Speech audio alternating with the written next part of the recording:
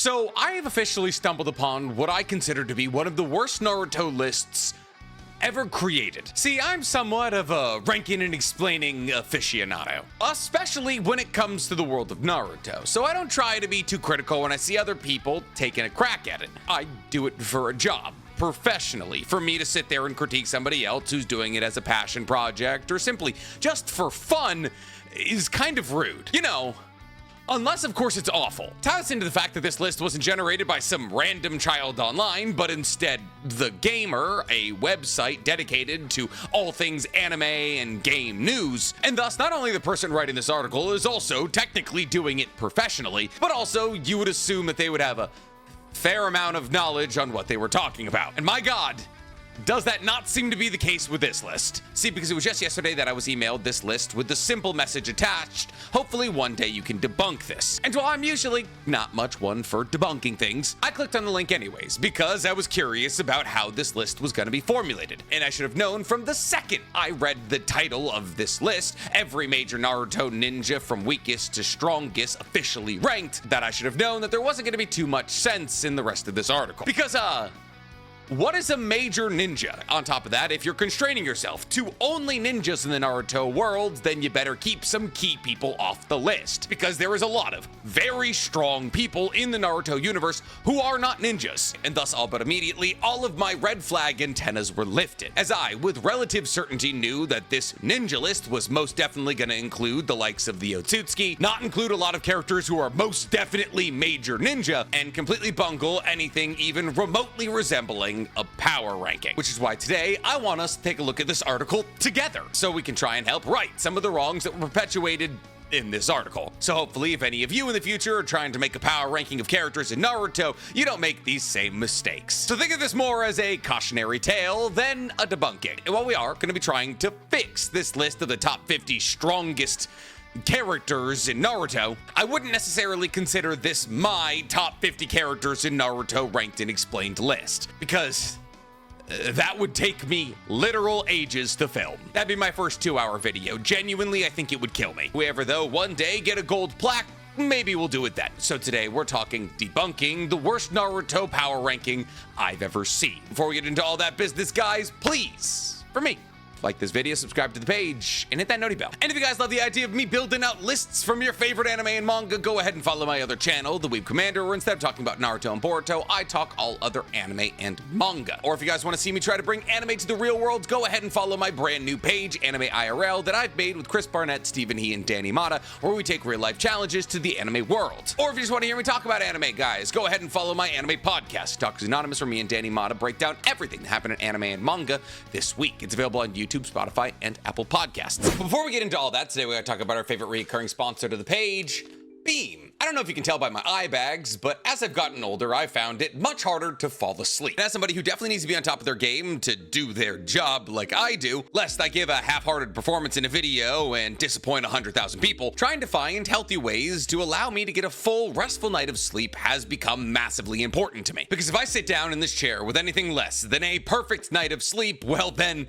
I get to stumbling over my words. And that means I'm recording less and recording longer. Fortunately, this is where Beam, or should I say Dream, has come into the equation. Dream is a revolutionary new approach to sleep in the form of a guilt-free hot chocolate, stuffed to the brim with natural sleep-supporting ingredients. Dream helps you fall asleep, stay asleep, and wake up feeling refreshed. In fact, in clinical trials run by Dream, participants who took Dream felt improvements in areas such as how often they felt stressed during the day, how often they felt physically or mentally strained during the day, how they felt emotionally, and how much energy they had. And I know personally I have increased focus and better energy, an improved mood, clearer skin, and reduced stress, all from sleeping better at night, which the CBD version of Dream is clinically proven to give me. But if you're not a fan of hot chocolate, Dream offers alternative, like their Dream capsules, which has all the same sleep-promoting ingredients as Dream powder and is conveniently travel-ready for all your summer plans. But Dream wants to make it even more affordable for you to sleep good every night, because trust me, when you try this, you're gonna try it again. And thus, if you join Dream's subscription service, you're gonna get 20% off every month, plus free shipping and a free frother with your first order. So what are you waiting for? Go ahead and find the cheapest way to fall asleep and stay asleep by either clicking the link in my description or scanning the QR code on screen right now, or use code NCHammer for 35% off at checkout today. Remember, A well-rested weeb is a dangerous weeb. So, you want to know one of the most frustrating things about this list outside of how it's constructed? It's 49 people. 49, not 50. Why would you do that? Other than to be purposely spiteful. I mean, Major Ninja is already such an ambiguous catch-all. You definitely could have fit one more person on this list. Especially when you consider that the majority of the foreign Kage are not on this list. But they weren't major at all, right? I mean, Darui, Inoki, all of them. Just background characters who never accomplished anything. Right? But fortunately, the beginning of this list does make some semblance of sense. Because coming in 49th place, last place, we have 1010, which is fair. 1010 is a major ninja, and even in Boruto, if you were to run her up against any other major ninja Naruto, she would lose. Her repertoire has gotten no larger since she was a genin. I mean, she has access to more weapons, but that doesn't mean that she's gonna do anything differently than just throw them at somebody. And while she does have access to some of the treasure tools of the Sage of Six Paths, and she was able to use the Basho Sen to destroy one of Edo Tensei Kakuzo's masks, that's destroying 1/4 of an Akatsuki member with a tool you can only use twice. It's not that impressive. And I will admit that the 48th spot also isn't that bad, because coming up at number 48, we have Kiba, who suffers from the same kind of affliction as 1010, where he hasn't necessarily gotten all that much stronger since he was a genin. Well, yes, technically his tracking skills have gotten better, and his chemistry with Akamaru's gotten better, and Akamaru's gotten larger, and now in Boruto, he's acquired a third dog that he's able to make a 3-headed wolf with. A 3-headed giant wolf isn't all that much more useful than a 2-headed giant wolf. Tie that into the fact that now in Boruto, he's basically just a dog food influencer that works for the police sometimes, and yeah, his career is genuinely very unimpressive. However, unfortunately, after 48, the list just stops making sense. Because at 47, we have Shino Aburame, the strongest member of the Aburame clan maybe ever. See, their argument, which I genuinely believe might be AI generated, is that because Shino lost to Mitsuki in Boruto, mind you, that fight isn't canon, that Shino's character has been destroyed and therefore he deserves to be very low on this list. But mind you, that losing required for Mitsuki to open up to his perfect Snake Sage form, and the win state for Mitsuki in this battle was destroying a target on Shino's chest. However, Mitsuki, who once again used his perfect Snake Sage form in this battle, even admitted that Shino didn't use 2 or 3 of his deadliest bugs because he was holding back against his student. So using this fight to scale adult Shino is asinine. Shino has currently one of the most advantageous kits in the entirety of Naruto for battling against Otsutskis. Tie that into the fact that he is genuinely never lost a fight, even against the likes of Tarune, who was so incredibly powerful, Danzo made him his right-hand man of the root, implying that Tarune was the strongest member of the root. And yeah, Shino should be nowhere near this low on the list. Shino should be low 30s, high 20s at worst. In fact, you know what? I'm gonna write down the names of everybody who's placed grossly far away from where they should be in order to remind myself to replace them back in this list where they should be. And then I'll let you guys do the math on what Nick's top 50 looks like. The list only gets worse from here because coming up at number 46, we have Konohamaru. Listen, have I been impressed with what Konohamaru has accomplished in Boruto? God, no. But he is a Jonin so powerful he was entrusted with Genin. We've seen him go toe-to-toe with a fully rage-controlled Jugo, who is essentially a perfect sage with no control over his body, the ability to turn his arms and legs into rockets, and infinite chakra. And while he's been slapped around by the likes of Hidari and Jura and basically anybody else important, that's because he's just a standard Jonin with a name that we know. Konohamaru, for all intents and purposes, is as powerful as Asuma was in part 1 of Naruto. He is a Sarutobi clan mid-tier Jonin, and this strength is corroborated by the fact that he was selected to be the Hokage's aide of Shikamaru. And if we're comparing him to Asuma in terms of strength, Asuma was at one point one of the 12 pillars of the Land of Fire. So either Konohamaru should be lower on this list, or Asuma should be higher. And yes, Asuma is on this list. This list continues to lose the plot because coming in at number 45 is Temari, the strongest wind style user in the entire universe outside of Naruto. Oh, Nick, you could make the argument that Temari never got stronger from when she was a genin.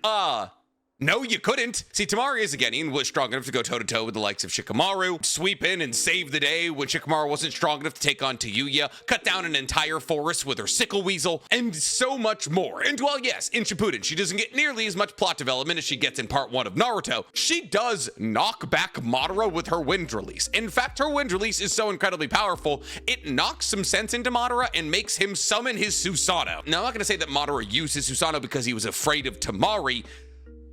but he did activate his Susanoo after being hit by Tamari. Now, Tamari being the 45th most powerful ninja isn't necessarily that upsetting until you realize who else is on this list. Like the fact that Kankuro, her brother, who she's definitely stronger than, is coming in at number 44. However, Kankuro being 44 isn't necessarily the end of the world. I can definitely name 43 other ninjas who are stronger than Kankuro. The only real problem with Kankuro being at 44 is Tamari being at 45. See, because while in Boruto, Kankuro is the greatest puppet master alive, the only reason that Kankuro is the greatest puppet master alive is because Sasori and Granny Chiyo killed each other off. And while yes, Kankuro is able to steal Sasori and his puppets, he can't use them on Zaimon Shikamatsu puppets or 300 puppets at once. And while after the last, he's now able to create chakra threads so incredibly thin they're imperceptible, thus allowing him to control puppets from kilometers away, him being stronger than Tamari just doesn't sit right with me. Though Tamari and Kankuro being in the mid-40s makes sense. Until you consider the fact that Ino is 43. See, this is going to be the first instance on this list of somebody's too low. If you're doing a list ranking the strength of all of the major ninjas in Naruto,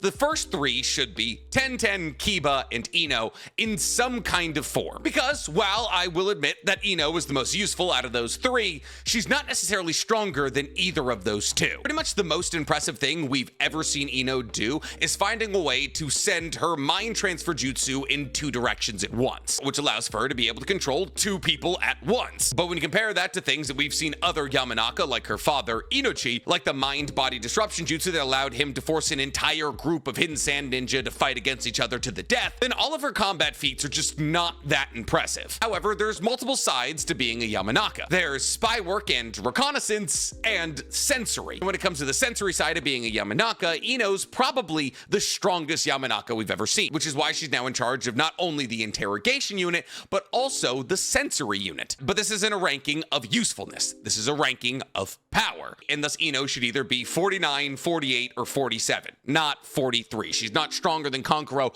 or Tamari. But the hits don't stop rolling in because at 42, we have Ino's teammate, Choji. And while Choji in the low 40s might make sense for the moment, let me explain to you why it doesn't. See, Choji is the current head of the Akamichi clan, the 16th clan head. And as the clan head of the Akamichi clan, he has fully perfected calorie control, the hidden jutsu of the Akamichi clan. Which means Choji, at the speed of lightning, mind you, can augment the size of any part of his body. And we saw this on full display during the 4th Great Shinobi World War, where he made himself several hundred feet tall to battle against the Ghetto statue alongside his father Choza. And while Choji and Choza do lose in a battle against the Ghetto statue, this is the Ghetto statue with the power of 7-tailed beasts. And while that would probably only translate to about 40% of the power of the 10 tails, that means Choji, alongside his father, who was probably equal in strength with him at that moment, were able to battle against a 40% strength 10 tails for a couple of minutes. And this mostly hinged on the fact that the dad book revealed to us that Choji has the ability to turn into the size of a mountain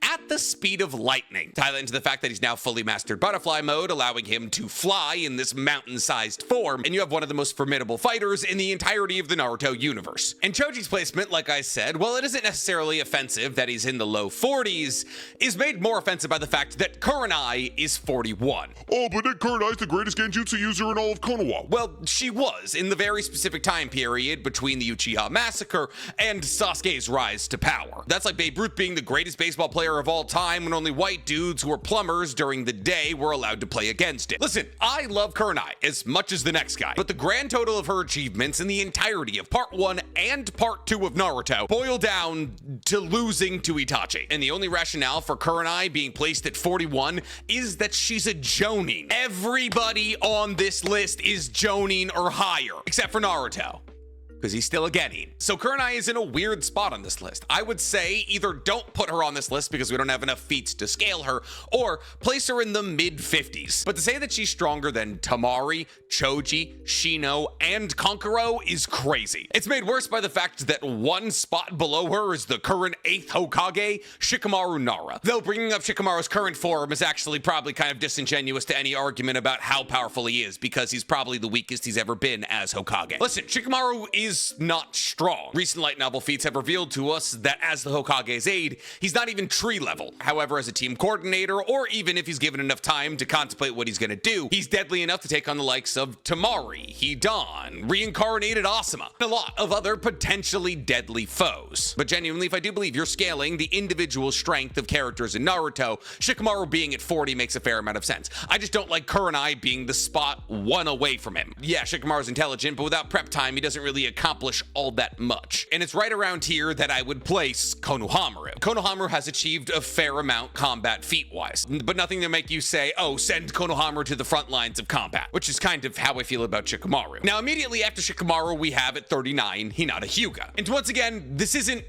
a terrible pick. She could be lower, but only if we're talking about contemplating how powerful she was after getting Hamura's chakra boost. See, really when it comes down to it, Hinata doesn't have a ton of impressive feats. She uses an air palm to shoot back one of the 10 tails tails. She has an okay fight against Neji in the Chunin exams. She lasts substantially longer in combat against the Devapath in the anime than she does in the manga, and basically everything else Hinata accomplishes is filler. So genuinely, the most impressive thing that Hinata has ever done is receiving chakra from Hamura in the last and using that chakra to destroy the 10 Seigon alongside Naruto. And while they do use a twin lion fist to destroy the 10 Seigon, and therefore Hinata is definitely helping, it's hard to say what percentage of the damage she's doing in this equation. So while I could definitely argue Hinata further down on this list with the power of Hamura's chakra boost and the twin lion fist that allow her to sap the chakra of anybody she comes into contact with, all the while using gentle fist, 39 is pretty fair. But apparently taijutsu was on the mind of the author of this article for the next 3 picks, because coming up at number 38, we have Rock Lee. I just don't agree with this. Here's the thing. I can understand why Rock Lee would be placed in the high 30s, because ostensibly Rock Lee is accomplished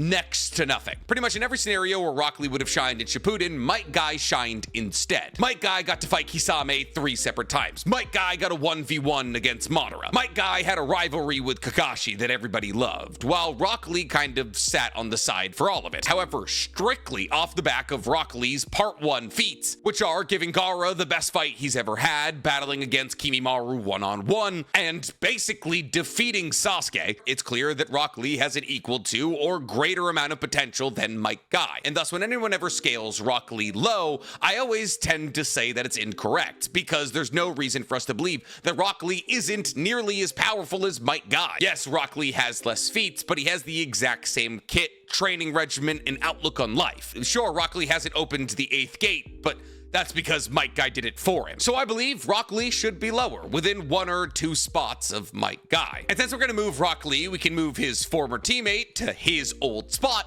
Neji. Because here's the thing. Well, I can understand why some people would believe that Neji is stronger than Hinata. Neji falls into the exact same camp as Hinata. He genuinely has very few feats. Yes, he defeats Hinata when they're both Genin, but then he proceeds to lose to Naruto. Yes, he goes on the Sasuke retrieval arc, and yes, he's the only person on the Sasuke retrieval arc to win their fight without giving their life. I mean, Choji won his fight, but he took the tricolored pills. But that's basically the last time that we see anything from Neji outside of his death. And while Neji is dead, Hinata has 4 or 5 additional years to hone her gentle fist, more specifically her twin lion fist. So I believe that Hinata should be considered as strong or stronger than Neji. But so long as they're 1 spot away from each other, that's fine. Now coming up at number 36, we really begin to stretch the meaning of what a major ninja is. Because at 36, we have Shin Uchiha, which is not only horrifically high for Shin Uchiha, who, mind you, is able to go toe-to-toe with the likes of Naruto, Sasuke, and Sakura, all several times. Oniki was using their children as leverage, and as soon as Sasuke was able to go all out, he absolutely smacked him. Yeah,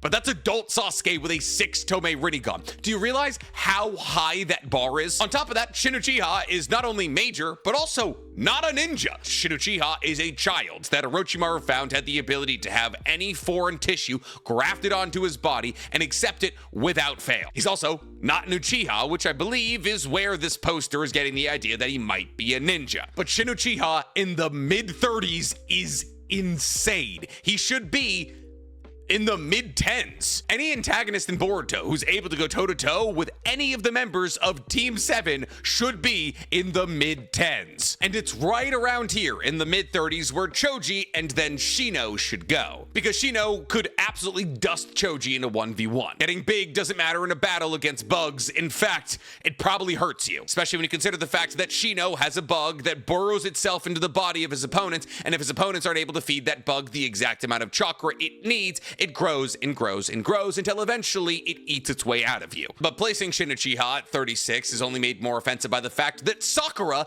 is placed at 35. Nope. One, not only objectively does Sakura basically lose in a 1v1 against Shin Uchiha, until eventually Sasuke's able to kick down the door and make an opening for her to finish him off. But two, she's the only person from Team 7 who didn't have Sage of 6 past Chakra in the battle against Kaguya, and she still landed a decisive blow against her. Sakura is one of the most powerful people in the entirety of the Naruto universe. And while she's probably not an Otsutsuki busting threat, when it comes to humans in the Naruto universe, she's top 5 or 6. And thus, if we're only talking about major ninjas, one, not only should Shin not be on the list, but two, she should be top 10. And her place at 35 is only made incredibly more offensive by the fact that at 34, we have Asuma. Asuma, the guy who didn't stand a chance in a battle against Kisame, the guy who died in a battle against Hidan, the weakest member of the Akatsuki, the guy who was all but immediately dispatched by his former Team 10 when he was reincarnated in the Fourth Great Shinobi World War for some reason. Yeah, that Asuma. Listen, Asuma's powerful, and actually him being at 34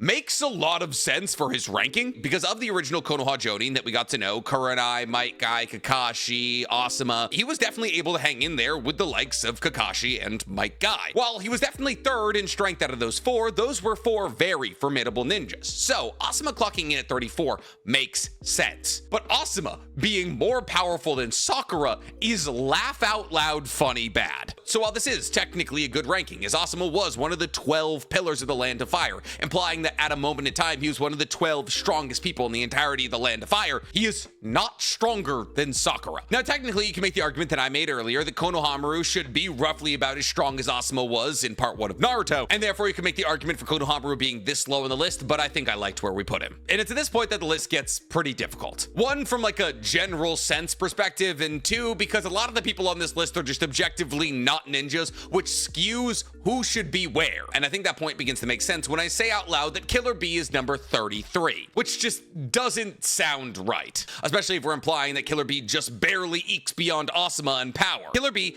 is maybe the strongest person from the Land of Lightning. He straight up embarrassed Hebi twice. Killer Bee killed a freshly minted MS Sasuke twice, forcing MS Sasuke to not only be revived by Karin, but also Jugo. And he did all of this while also taking on the entirety of the rest of Taka or Hebi or whatever they were at that current time. Which means Killer Bee fought MS Sasuke, Jugo, Suigetsu, and Karin simultaneously and won.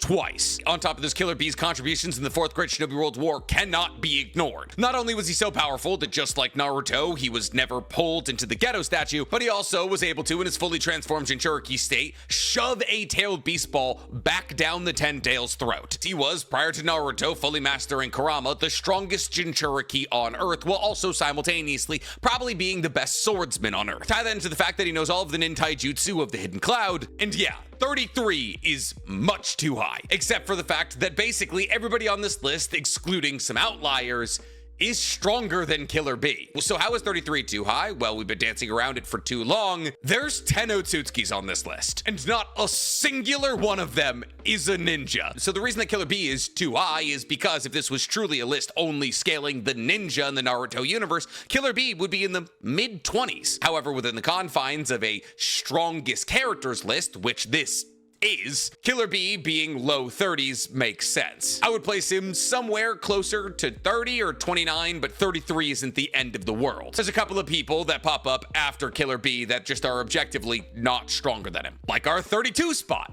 Sarada. Listen, I get that at some point Sarada will be more powerful than Killer Bee, but boy oh boy has it not happened yet. Sure, Sarada, the most recent chapter of Two Blue Vortex, was able to weave a Chidori from Hidari and land one of her own on his abdomen. A Chidori strike that would have been fatal to anybody who wasn't able to heal themselves with the power of Code's claw marks. And sure, technically Hidari should kind of be Sasuke, but we're not going to sit here and say that that one very ambiguous feat scales Sarada above Sasuke. Sarada should, at the very most, scale to MS Sasuke, because that's all she's got right now. And MS Sasuke lost with help against Killer Bee twice. Now, I do concur that Sarada's probably stronger than everybody else we've already listed on this list thus far, outside of Sakura and Shin, who are undoubtedly still stronger than Sarada. But is Killer Bee stronger than our 31st spot?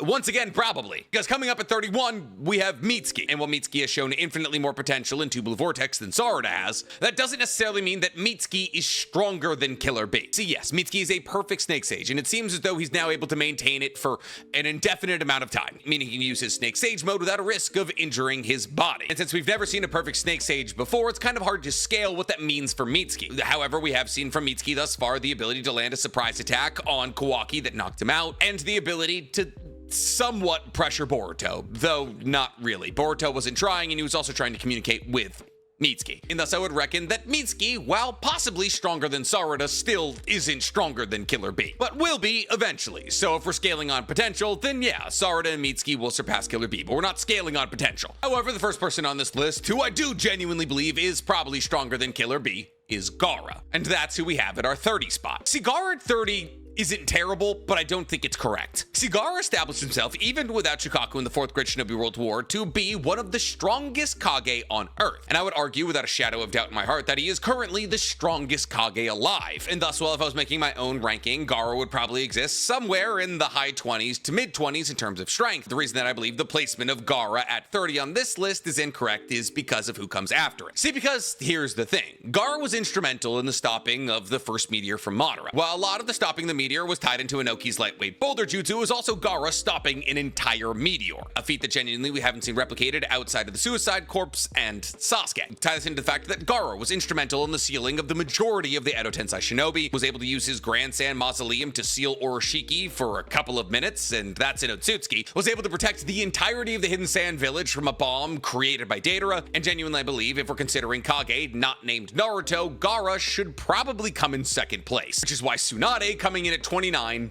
kind of perplexes me. See, here's the thing. None of the 5 Kage had a necessarily great showing in the 4th Great Shinobi World War. Sure, Tsunade was able to crack Madara's Susanoo ribcage, something that Naruto's Big Ball Rasengan couldn't even do, but she ended cut in half like everybody else. And sure, without her healing, all of the other Kage would have died, but I don't think her healing ability should necessarily factor into her strength. Unless, of course, we're talking about her ability to heal herself, which I believe ties into her mitotic regeneration or strength of 100 seal. And while Tsunade does have a myriad of very impressive feats, like defending Konoha against Nagato prior to Naruto getting there, her contributions in the 4th Great Shinobi World War that were tied into Lady Katsuyo that basically kept the majority of the Shinobi Alliance alive, and so much more. If you asked me who wins in a 1v1 against Tsunade and Gaara, I'd say Gaara, though narrowly. And I would say the same for a 28th pick, which is A, the 4th Raikage. See, A being 28 while Killer B is 33 doesn't make a whole lot of sense to me, because if there's any two people in the entirety of this universe who are constantly being said to be close to each other in power, it would be Killer B and A. That's why Killer B was able to be the second half of the double lariat, and thus them being 5 spots away from each other makes no sense to me. Now, A is a formidable opponent. He's mastered the Hidden Cloud's lightning cloak, but which allows him to increase his defenses to the point where it's considered the perfect shield, and use the Hell Stab, which is considered the perfect spear. Tie that into the perception and speed changes that come along with the lightning cloak and the fact that he's a master of nin taijutsu, and it'll make sense why he was able to trounce all over Sasuke when Sasuke attempted to kill all of the 5 Kage. And I have not a shadow of doubt in my mind that A is stronger than Tsunade. I mean, that's proven by the fact that he beats her in an arm wrestling competition, and while she wasn't using the strength of 100 seal, if it came down to a fight between A and Tsunade, I'm betting on A. However, rather interestingly though, if it came down to a fight between A and Gaara, I'm betting on Gaara once again, though this is closer than the fight against Tsunade, obviously. Now, this is mostly based on the fact that Gaara's taijutsu has been actively compared to that of Naruto's as an adult, because Gaara has trained with Shira, the user of the 7 heavenly breaths, to increase his own taijutsu capacity. So when you consider the fact that Gaara has gone toe-to-toe with the likes of Kinshiki and Momoshiki on a somewhat even playing field, I believe that Gaara, though narrowly, ekes it out over A, which means my ranking from 33 to 28 would look like Sarada, Mitsuki, Tsunade, Killer B, A,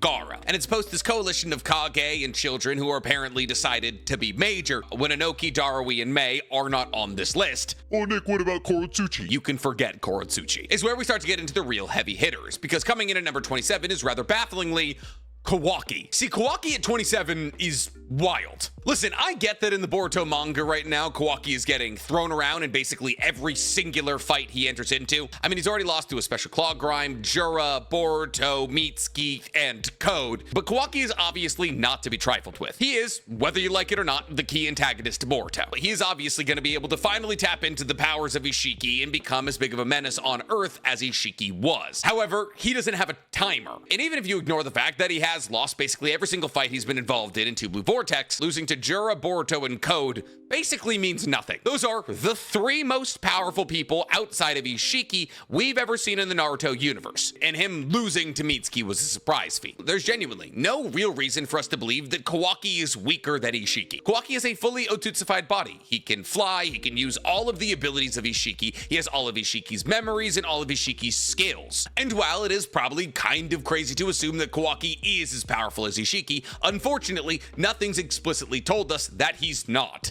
Oh, Nick, what about all the losses? Well, the losses could also be explained by the fact that the Boruto universe scaled up during the time skip. I mean, why wouldn't Boruto try to get more powerful than Ishiki, the entity that took his father out? Jigen was afraid of a limitless code, and Jura is probably Ishiki. So Kawaki is much too high. Even though he's often disrespected, this is too disrespectful. Because I can tell you right now, Kawaki is stronger than our 26th entry, Hiruzen. Listen, while we know next to nothing about Hiruzen's prime, we do know that at the ripe age of 70, he was able to basically eliminate Orochimaru as a threat. I mean, this man clutched up in a battle against Hashirama, Tobirama, and Orochimaru simultaneously. But unfortunately, we definitely do not have enough to say that he is anywhere near as strong as Kawaki. If Sasuke with an EMS and a 6-Tome Rinnegan wasn't able to react to either Jigen or Ishiki's chakra rods, I doubt Hiruzen would be able to react to Kawaki's. And while we've seen that people like Hidari are able to react to Kawaki's chakra rods, that's Hidari, who's adult Sasuke with a 10 tails body and 2 Rinnegan. And while the mid-20s, which is basically the mid-teens on a list that's actually ranking ninjas, does make sense for Hiruzen, unfortunately this list is somewhat dedicated to shooting itself in the foot, because coming up at number 25,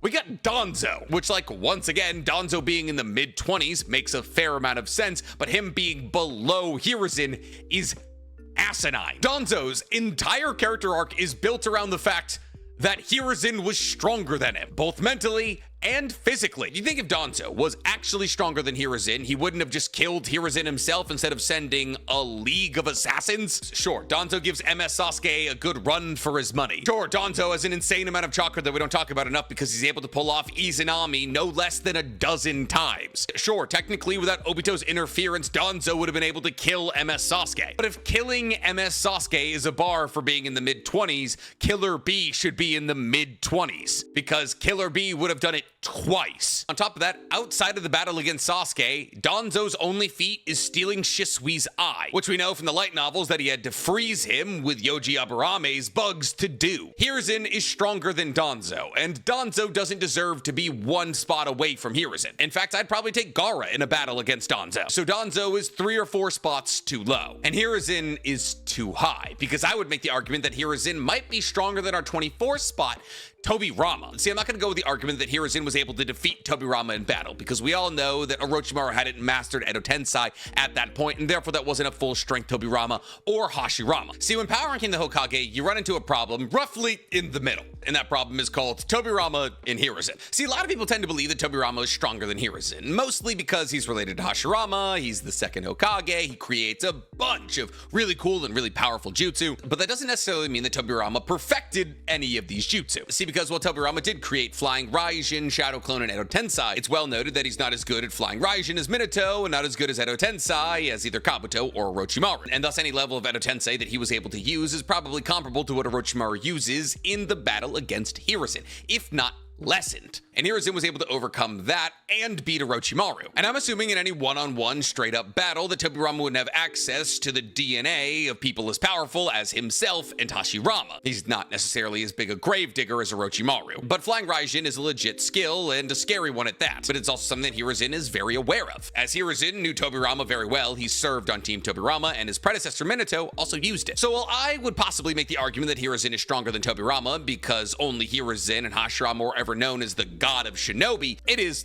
a legitimate coin flip. Though it's not a coin flip as our number 23 spot, because coming in at number 23 is Orochimaru. Orochimaru is objectively stronger than anybody else we've listed on this list thus far, except, of course, maybe for Kawaki. And thus it's right about here that I'm dropping off Shin and Sakura, as after all, Orochimaru was the creator of Shin and therefore probably stronger than Shin. And I'd imagine that Orochimaru, with his new cavalcade of abilities that he got from having a white Zetsu body and Kabuto's flesh bound back onto him, tied into the fact that Orochimaru's now had the entirety of the blank period to do more science gives Orochimaru objectively one of the deepest bags in Naruto history. Tie that into the fact that he's also mastered Edo Tensei and has the DNA of basically everybody on Earth. And yeah, you have one of the most dangerous human beings to ever grace the Naruto universe, who now in Boruto is objectively the strongest they've ever been. But are they stronger than our number 22 spot? Because coming up at 22, we have Itachi. And quite frankly, even though people are going to hate this, I'm gonna have to go with yes. Oh, Nick, what do you mean Orochimaru's stronger than Itachi? Itachi beat Orochimaru in a fight when they were both in the Akatsuki. Yeah, no, you're right. Itachi did beat Orochimaru in a fight and was the reason Orochimaru had to flee the Akatsuki. But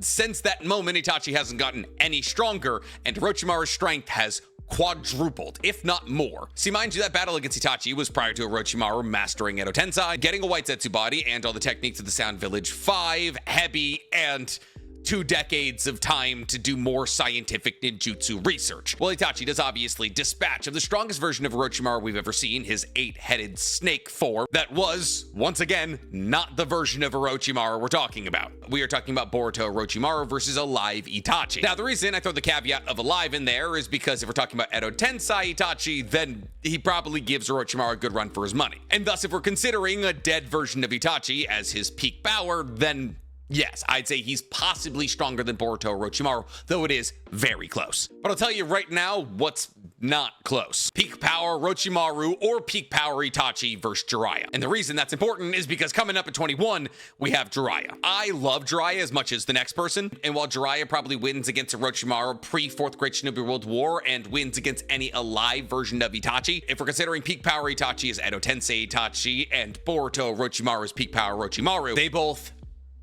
dunk on Jiraiya. Like windmill, behind the back, through the legs, from the free throw line dunk. Yes, Jiraiya was incredibly feared as one of the legendary Sannin. Yes, Kisame said in part 1 that he'd be able to defeat Kisame and Itachi simultaneously. Yes, he was able to defeat 4 of the Paths of Pain with no prior knowledge of how their technique works in their own home field. But Edo Tensei Itachi took on Edo Nagato, objectively with the help of Killer Bee and KCM1 Naruto, but basically did the majority of the work himself and came out victorious. Tie that into the fact that he also took on, basically by himself, Dragon Sage Kabuto, with the win state being we can't kill him and still won. I'm sorry, Jiraiya doesn't stand a chance. You know who else doesn't stand a chance? Sakamo Hatake, who for some reason is on this list. Anoki, Darui, and Mai, people who played massive roles in the 4th Great Shinobi World War, are not on this list. A character who has no feats is. And I can only imagine that Sakamo Hatake is at number 20 because it is said in passing that Sakamo Hatake is stronger than the 3 legendary Sannin combined, even though he dies before any of their respective peaks. I'll tell you right now, Sakamo Hatake scales to 4th Great Shinobi World War Kakashi and probably no higher, which is impressive,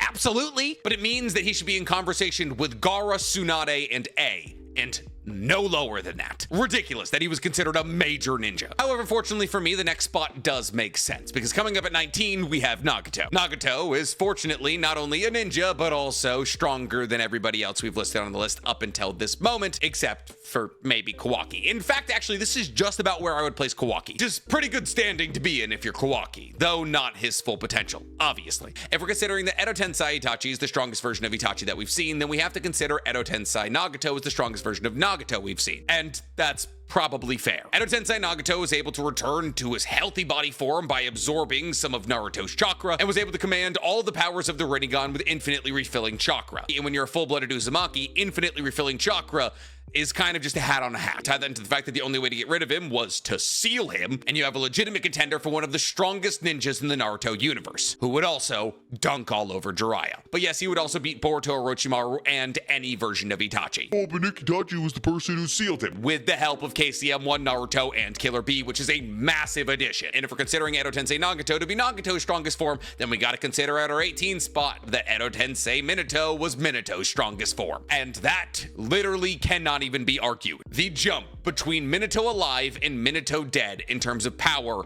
is extraordinary, mostly because it's tied to one of the biggest ass pulls in Naruto history. Obviously, while Minato was alive, he was able to do things like get a run-on sight order and win in a battle against 50 Jonin by himself. He was able to defeat Yellow Mask Obito in 1v1 combat with no prior knowledge of how the Kamui worked. He was able to go toe-to-toe with the likes of Kurama inside of Kushina and defeat him, thus resealing him inside of Kushina. And this isn't the only time that he went toe-to-toe with Kurama, because after defeating Yellow Mask Obito, he was also able to split Kurama between himself and his newborn child Naruto. However, his feats after he's brought back using Edo Tensei are even more impressive, because apparently after spending years in the Shinigami stomach with the good half of Kurama, Minato came out being able to use KCM2 as well as his son. Tie that into the fact that it was also revealed that he was a perfect sage, and Edo Tensei Minato immediately scaled to KCM2 Naruto plus Sage Mode with an infinitely refilling chakra pool and the inability to die. So yes, he is stronger than anybody else on this list. And that trend does once again continue. We're on a little bit of a heater here, as at number 17 we have Might Guy. Now you could make the argument that Edo Tensei Minato is as strong as Might Guy, and for all intents and purposes he kind of should be when you consider the fact that he has the exact same kid as Naruto, who should be considered as strong as Might Guy at the moment he opened the 8th gate. But obviously the feats that Might Guy has are kind of more impressive than anything Minato pulled off in the 4th Great Shinobi World War. Outside of course using Flying Raijin to teleport the entirety of the Shinobi Alliance outside of the 4-sided barrier that the Ten Tails was about to explode with the Tail Beast Ball. But if we are considering Might Guy's peak power to be the 8th gate, then yes, technically he was able to bend space-time with a kick that almost killed one Rinnegan Madara. However, what's often ignored about this feat is the fact that not only Minato, but also Kakashi helped him land that kick in the first place. And thus when anybody says, oh, Might Guy scales to one Rinnegan Madara, I find that argument incredibly disingenuous. That'd be like saying that Itachi scales to Nagato because Itachi's the person who finishes Nagato off in their Edo Tensei forms. You're ignoring the fact that Killer Bee and Naruto were there. But yes, I would argue that assuming that Minato didn't just teleport away until Might Guy's heart gave out, that Might Guy in 8 gates would win against Edo Tensei Minato. But in most logical 1v1s, Minato would just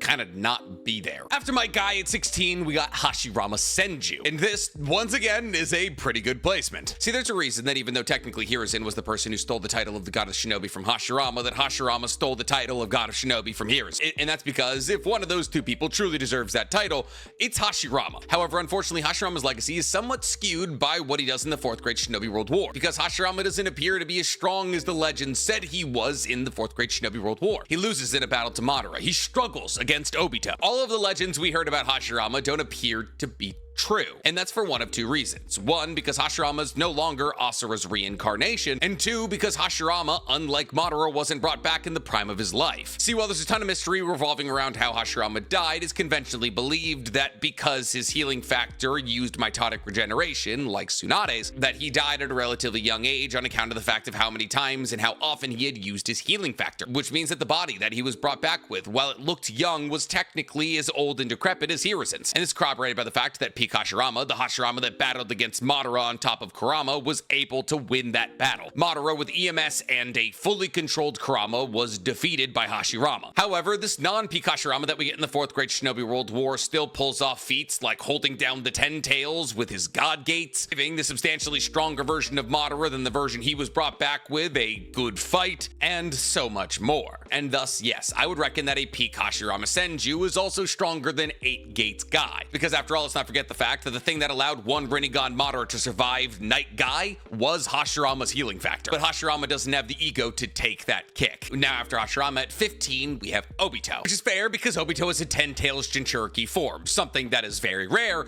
and very powerful. And while Obito never necessarily achieves full symbiosis with the 10 Tails and therefore doesn't ascend as high as Madara did, having any version of a 10 Tails Jinchuriki form is going to make you one of the most powerful people in the universe. Though he does lose to a majestic Susanoo from Naruto and Sasuke, pre-Hagoromo buff. So his 10 Tails Jinchuriki form isn't all that impressive. Not nearly as impressive as the next entry on this list at 14, Madara. Now this is where, for me, things begin to get a little contentious, because when we're considering 10 Tails Jinchuriki, we're basically wading into the area of the Otsutsuki, and as you can tell, since I've already told you there's 10 plus Otsutsuki on this list, we're getting close to the Otsutsuki. Now I would personally reckon that 3 Rinnegan Madara would defeat a large amount of the Otsutsuki. Not the super important ones like Kage and Ishiki and fused Momoshiki, but the lessers, like Indra, Asura, Hamura, Kinshiki, Toneri. And thus, if we're doing a list of the strongest characters ever, and not just the ninjas, then Madara at 14 is actually kind of disrespectful. Obito at 15 makes sense. Obito doesn't win 1v1 against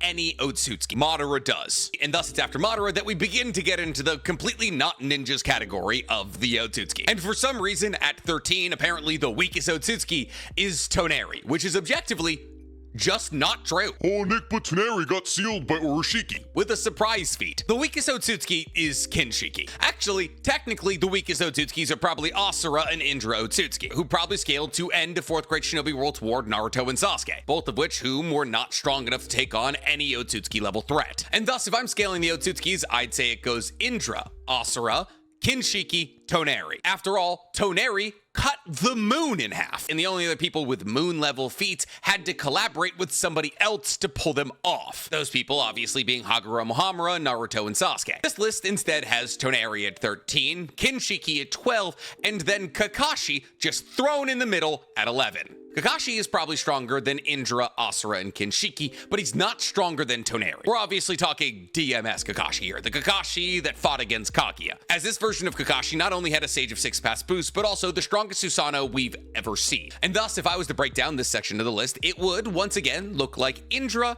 Asura, Kinshiki, Kakashi, Toneri, Madara. But this list, even more bafflingly, has Momoshiki at 10, with Indra and Asura at 9 and 8. Indra and Asura are 1/4 Otsutsuki. Momoshiki is Otsutsuki royalty, having consumed over a dozen chakra fruits. Naruto and Sasuke, at the peak of their respective powers, needed to work together to defeat fused Momoshiki. And even then, technically, the only reason they won is because of Boruto. We could also argue that we haven't seen the peak of Momoshiki's power yet because it's inherently tied to Boruto's power. This list then continues by, once again, rather bafflingly, having Hamura at number 7. Hamura, the Otsutsuki so irrelevant that I forgot to include him earlier when I was redoing the Otsutsuki rankings. Because I'll tell you right now, Hamura scales to Toneri at the highest, as both Hamura and Toneri's peak power is probably tied into the Tenseigan, meaning that they're just above DMS Kakashi in strength and probably just below 3 Rinnegan Madara in strength, not higher than Momoshiki. However, I will admit that in some capacities the list does kind of correct itself, because this list places Kaguya at number 6. Now, that does technically imply that Kaguya is 4 whole slots stronger than Momoshiki, which Momoshiki would probably disagree with. And while there really is no way to confirm whether or not Kaguya or Momoshiki is stronger, there really can be an argument made for either side being stronger. Now, them being 4 spots away from each other in strength, that's kind of crazy, especially when we consider the fact that in Sasuke's light novel, he said now, as an adult, he should be able to solo a Kaguya level threat. But that's really the only frame of reference we have to compare the two. See, because while Momoshiki undoubtedly ate more chakra fruits than Kaguya, Kaguya might have eaten a more powerful one. So if on your list you want to say that Kaguya is more powerful than Momoshiki, genuinely, I can't hold that against you. From here on out, I do technically agree with this list. Coming in at number 5, we have Sasuke. Number 4, we have Naruto. Number 3, we have Boruto, which is a based pick for a list this bad. 2, we have Ishiki, which is correct unless we highball Boruto. And at 1, we have Hagoromo, which is kind of an ass pull that the community has decided to make on their own. But if we go with the ideology that Hagoromo is a multidimensional being infinitely powered by the Pure Lands, then yeah, he probably would be number 1 on the list. But if you want to go with the ideology that he's half Otsutsuki, the son of Kaguya, who may be the 3rd or 4th strongest Otsutsuki, and he openly admitted to the fact that Madara was approaching his level of strength in the 4th grade Shinobi World War, then saying that he's the strongest being in the Naruto and Boruto universe does seem like a bit of a stretch. But Hagoromo's kind of tricky. There's really no way to pin down just how powerful he is. He's either God or a mid-tier Otsutsuki. But 5 through 2 I agree with. Naruto's stronger than Sasuke. Boruto, if he's not already stronger than Naruto, will be very soon. And Ishiki's stronger than all of them on a 1v1 basis. Yes, I'm aware that peak power Naruto was Baryon mode Naruto, but Baryon mode didn't last long enough to wipe out Ishiki. Tie that into the fact that the only reason that Ishiki died is because he was on a timer, and yeah, Ishiki's stronger than everyone on this list, unless, of course, we're highballing Boruto. And with that, the list is over. Now, did this list only include ninjas? No. Were the rankings good? No. Were all the major characters included?